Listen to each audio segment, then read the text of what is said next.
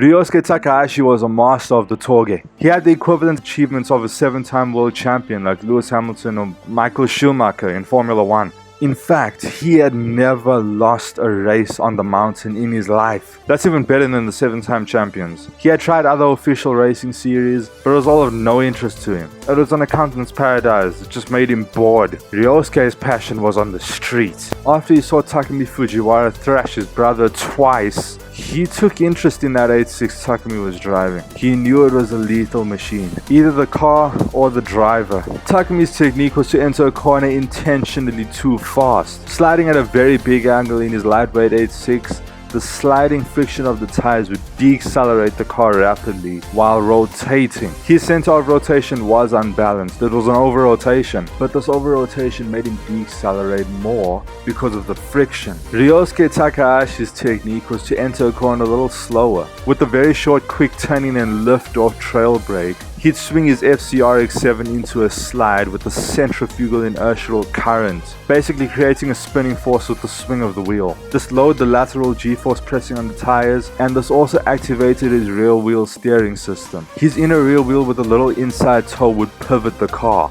The outside rear wheel at a bigger angle with more grip due to lateral load. It would be geometrically aligned rather toward the same direction the front is, and on an early rotation aggressive V-line. As the inner rear wheel is pivoting the car, the outside rear wheel is shortening the turning circle, until Ryosuke countersteers to stabilize the car and floors it to exit like a bazooka. Ryosuke knew Takumi's weakness. His exits were weak. That's it. Takumi was messy, carrying a bucket load of countersteer. He couldn't put down any power. Yes, he didn't have much power to put down. He was at least about 20 kilometers off. But then in the race, Ryosuke saw that Takumi's weakness was gone. Just like that, in the short moment of only a few races, Takumi had figured the way to drive faster, using less rotational slip angle with less countersteer on exit. He was flooring it earlier and harder. Near zero countersteer on exit, he was facing the apex and flooring it.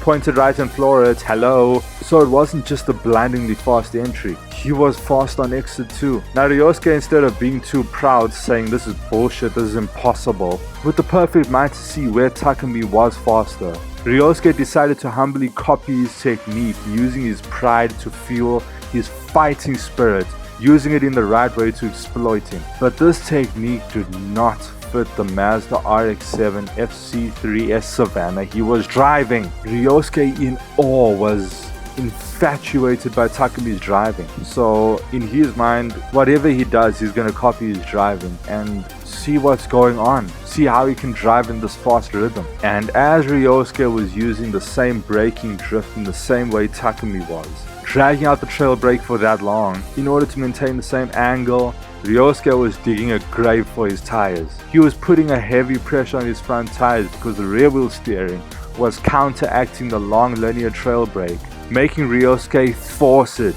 He was forcing the technique on his RX-7, fighting his car. He could feel that the technique was not suiting his car, so he was adapting and trying to maintain the geometry right for his RX-7 while copying Takumi. Ryosuke is not stupid. His head was methodically collecting data like a machine, but he thought he'd be fine because he was confident in his speed once he overtakes Takumi. What was on his mind was that his fastest racer theory was compromised. It clearly wasn't perfect because Takumi over here was pulling off a demonstration of mechanical gymnastics. Ryosuke was putting a heavy pressure on his tires to deliver exactly what he wants, and Ryosuke was putting an immense pressure on Takumi till he made a mistake, overshooting the corner, opening the door.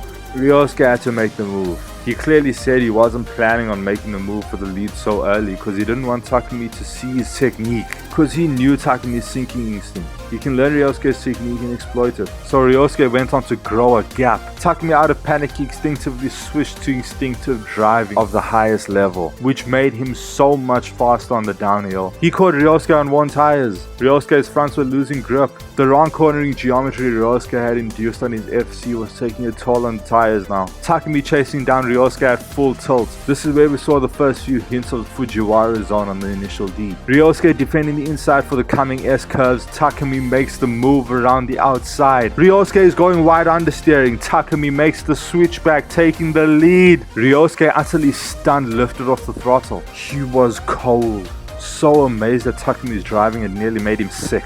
The problem is that Ryosuke simulated something that cannot be measured. The instinct of an enfant terrible. The geometric king had just been assassinated off Akina Touge. Yeah, I know he did lift off, he could have fought on. But this is not about who gets to the finish line first. Ryosuke switched to the wrong geometry for his FC, and when it mattered, he couldn't control his worn tires. And in front of his eyes, he is shown how to drive in one of the most immaculate overtakes. You couldn't fit a paper between their cars. Takumi had pushed Ryosuke to his limit on that night. That is why Ryosuke lifted off the throttle accepting defeat, because Takumi's tires were fine, even though he exercised a bigger rotational angle. They beat the course record by over 12 seconds.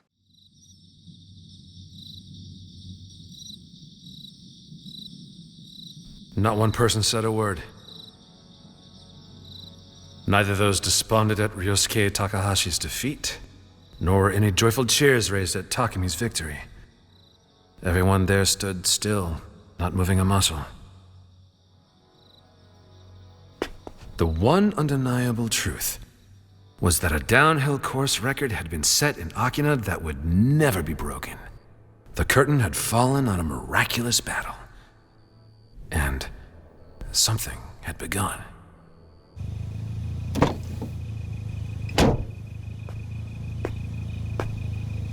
There's something that I've been wanting to ask you about.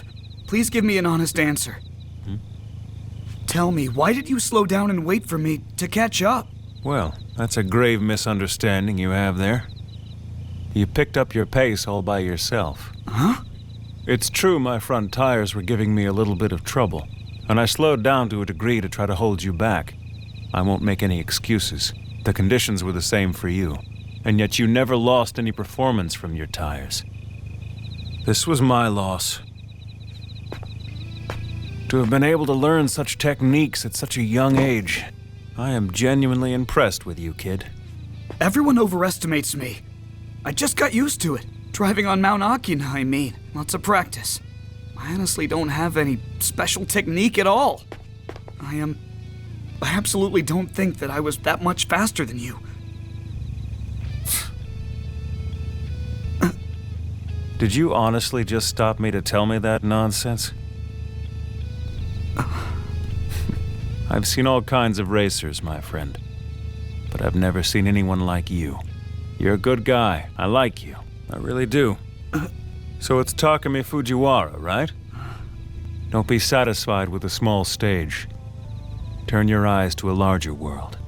A larger world? We'll meet again.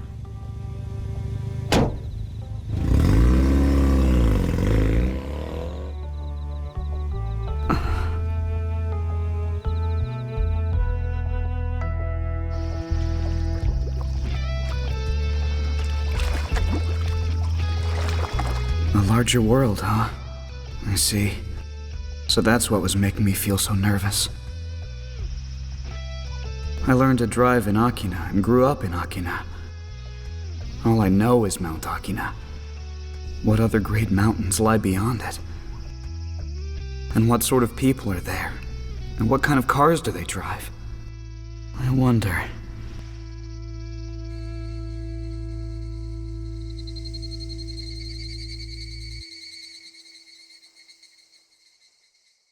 Now we're at the Nürburgring GP track. Michael Schumacher about to take the chicane. If an accountant happened to know what the hell was Central of Apex, an accountant would see this and say he was turning in too early and then straightening the wheel because he noticed he's turning too early. No, he wasn't. Michael made a very small yank, creating a micro-centrifugal inertial force, preloading his outside tires and then unloading them again, creating this micro-instability. When he finally turned in, there was a centrifugal inertial current, a force. Basically, the inertia of the car was directed to low-key spin the car, instead of forcing it to go forward, countering rotation. It's a very small current, but it was all he needed. Max Verstappen was doing the same thing at Baku. Ayrton Senna was doing the same thing at Imola. It's like a very subtle, refined Scandinavian flick. This isn't a matter of awareness, it's all about technique. Because your awareness will decide whether the actual turn-in point after the build-up is timed properly or not. If you got perfect awareness, perfect center of apex, regardless of how you set up the corner, you will revolve around it perfectly. We already talked about the imperfection of Michael's awareness, and it is magnified because on this side of the deep, the smallest chink in the armor is numbered as a failure that needs to be exorcised. Compared to his competition, the fact is he was near robotic. He was on another level. But the McLaren was about 2 seconds per lap faster than the Ferrari. Michael was on his mission to rebuild Ferrari. And he was driving the wheels off that Ferrari and driving the hairs off his head with the strategy. Michael was becoming a very intelligent racer. We're in Italy in 1998. The Imola Grand Prix is underway. Michael launches well and he is immediately onto the McLarens. After a while, Mika and David grew a gap to Michael of about 3 seconds. Until Mika's car decided it wasn't interested in working anymore. Michael's gap to David in front was 13 seconds. It grew to 20. David and Michael pit. They come out and the gap is about 25 seconds. But then Michael started lapping the same times as David Coulthard. But you see, it was David's best lap that Michael was consistently matching and then beating. There are 25 laps left in this race. Michael starts closing in. Michael is using the last inch of the track. The gap is closing by 0.6 of a second per lap. There's 23 seconds, 20 laps to go. Michael would have to lap at least 1.2 seconds per lap faster than David to have a battle at the end, which we know he'd win. They're 1.4 seconds apart.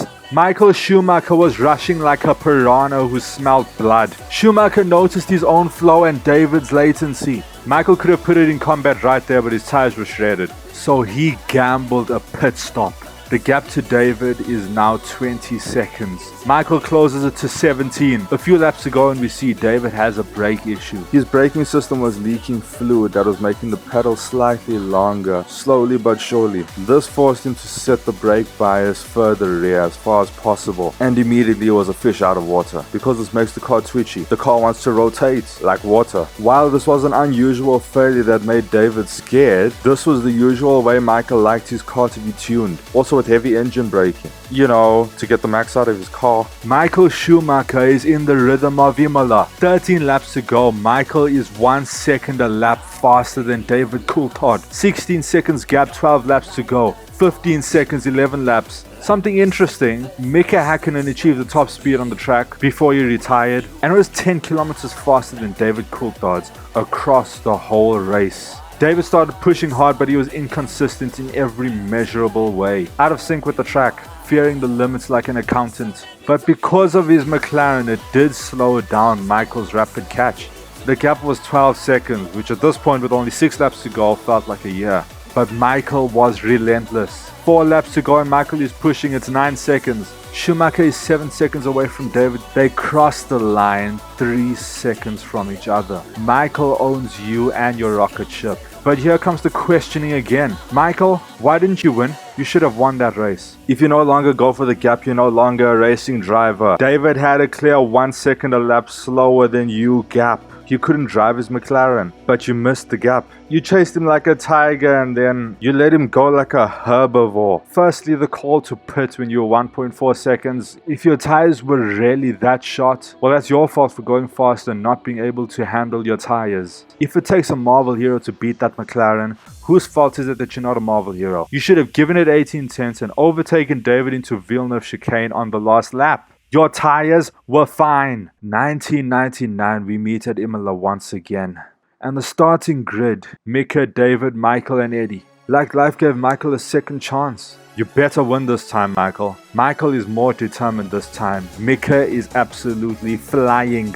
There are 3 seconds between Mika and David, 3 seconds between David and Michael. The gap grows. Mika is pulling away. Michael is gaining on David. Mika hits a lap time of 1 minute 29.1. This time is blinding. Michael's fastest in 98 was 1:29.3. Off goes Mika Häkkinen! Off goes Mika Häkkinen out of the race! Mika Häkkinen, the race leader, loses the McLaren and slam bang into the wall. Mika, you're the stronger driver. You were supposed to challenge Michael. Michael has a 4 second gap to David. He starts pushing, using every millimeter of the track. Gap is down to 3.2 seconds, 2.2 seconds. Michael's time is 1:29.2. It's a 6.9 second stop. Michael hits a 1 minute 28.8 lap time, faster than Mika did before he crashed. David pits. He sees the track ahead of him exit of the pit lane. Michael is in the lead. David pushing out of panic over the crest on the downhill left hand, outbraking himself. David Coulthard is stabbed by Imola and thrown off to eat gravel. Michael grows a gap of 16 seconds. Lap time 1 minute 28.6. Near a full second faster than David. 19 seconds ahead of David. 128.5. Michael Schumacher is flying. This race, Michael Schumacher marked his territory at Imola as his frequency. Michael pits one more time, comes out ahead of David and all the traffic. Like I said, it was over. Gap 4 seconds to David. Michael cruised onto the finish to be the man who would later have 7 wins at Imola to his name. So like I said, the Red Baron marked his territory.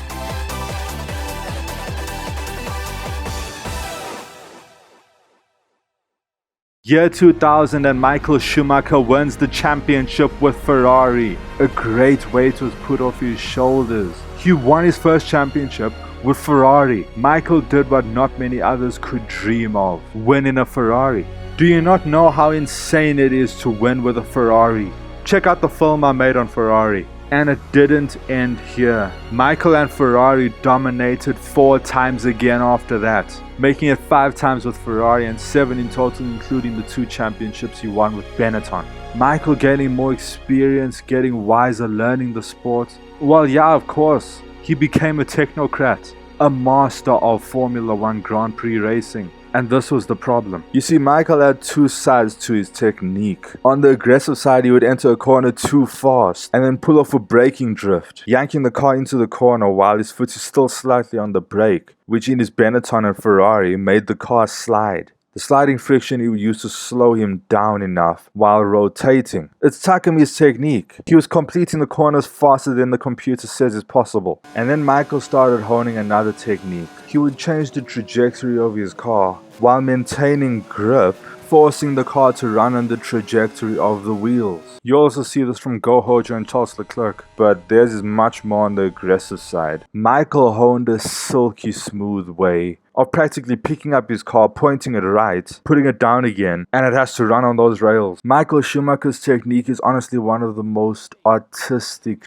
delicate techniques I've ever seen in my life. But notice the unorthodox nature of the braking drift. The whole point of the braking drift is to enter the corner too fast intentionally. The sliding friction of the tires will deaccelerate the car for you while you are rotating, justifying the overspeed. This is a cornering geometric contradiction that only makes sense to an enfant terrible. And actually so was the other technique, low-key. And the problem is, Michael Schumacher was studying the geometry of cornering as a wise man. He became wise. In his driving in the garage, in the paddock, the factory, what Michael worked for is perfect efficiency. He practically made the Ferrari as fast as it is. And so he became a data specialist. But the problem is, with all this wisdom came one bug, and that is reality. After bringing Ferrari to glory, subconsciously, Michael thought that he had graduated. He's got his 7 degrees and master's titles. He's learnt it all. He's the technocrat. Like Ryosuke, he thought he had the best driver's theory done. Method of perfection. Now it was just all up to him to become perfect. Obviously, if he found something that raised the bar, made him faster, he would grab it. It's not that he felt good enough like an accountant. Michael is a technocratic perfectionist. But this is the problem.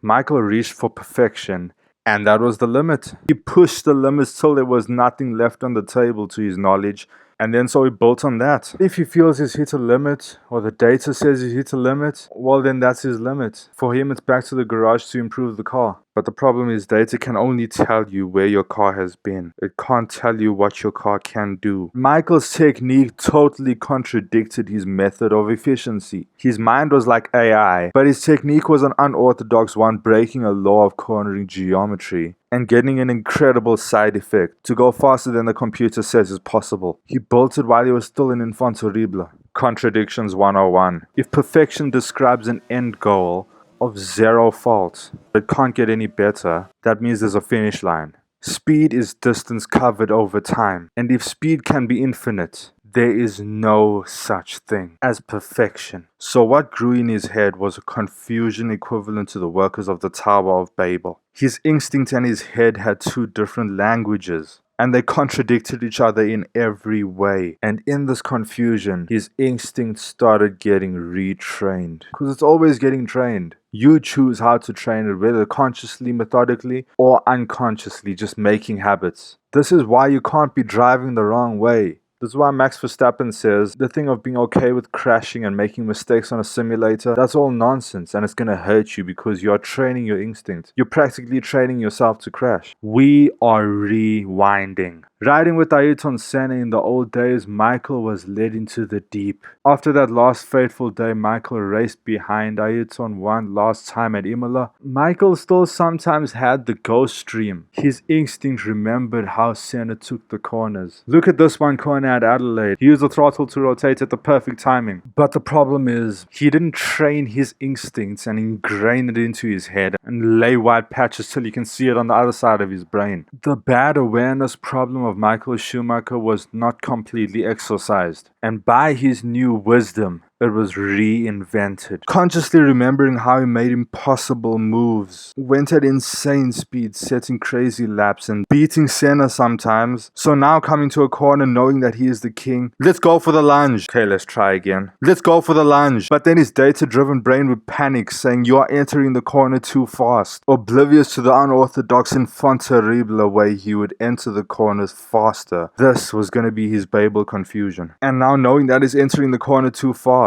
out of panic he turns in too early so he doesn't go wide off the track. Michael Schumacher's braking drift he performed before at Imola. 2006 he does it again, but he simply doesn't give enough entry speed, and so he hesitated in inducing the drift. He can't enter any faster, the computer says no, so he just rotated too much too early. Here at Imola, there was a bumpy curb and it was just grass on the inside. Michael just drifted on counter steer to not go off-road. But we know all of this slowed him down. He was covering extra distance that he never needed to cover, stressing his tires for nothing. On this lap at Imola, if Senna was here, he would have gone for the least 8/10 faster than Schumacher. Might have been more than a full second. But Michael's biggest problem is that he could never be wrong. For Michael Schumacher on a ticking bomb, it is only going to be a matter of time until a mercenary by the name Fernando Alonso would show Michael the door with zero credibility. As soon as Fernando Alonso had a car good enough to compete against the Ferrari, at Imola, Michael's den. Michael outbrakes himself, he can only qualify 13th.